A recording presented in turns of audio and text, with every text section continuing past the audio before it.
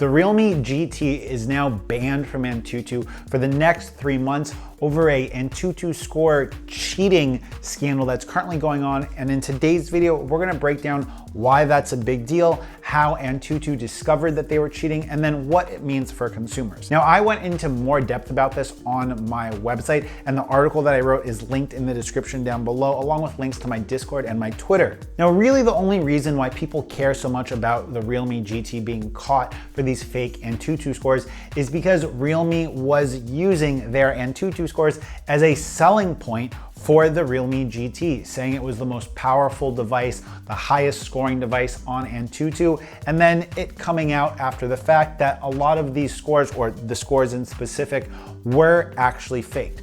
Now, Antutu was able to catch Realme cheating during specifically the multi-threaded portion of the benchmarking. Now, during the benchmarking, they noticed that lines of code were actually being intercepted and moved away from the high efficiency, lower clock speed cores and being sent to the less efficient, higher clock speed, more powerful cores in the Snapdragon 888 CPU. After a series of multiple attempts, they found that this was not a coincidence, but this was something that was specifically happening during benchmarking. Along with that, Realme was using mosaicing during the JPEG decompression portion of the benchmark test, which is something that I don't fully understand, but needless to say, Antutu said that it was not how it was supposed to be happening, and I'm gonna trust the experts with Antutu. Now, to move on, does any of this matter for consumers, and what does it mean to you? Well, yes and no.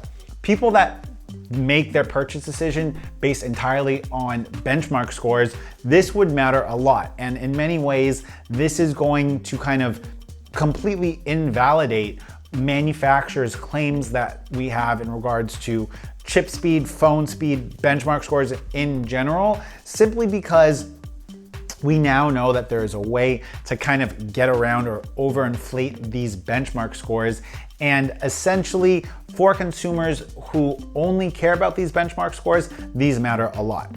For the majority of people and real world consumers, these benchmarking scores really just serve as a way for us to see how much of an improvement generation over generation we have in regards to chipsets, as most of the Snapdragon 888 chips that we see are scoring relatively in the same area. It also allows us to see about phones' thermal throttling and phones that have poor cooling solutions, as running these benchmarks back to back to back to back allows us to see a drop in performance. Now, if manufacturers start lying or manufacturers start modifying their code so that we override those thermal limitations, then we could see a variety of problems later down the line. But for people like you and I that aren't huge mobile gamers, that care more about the real world use, this doesn't matter at all. And I think this is just overly dramatic shit.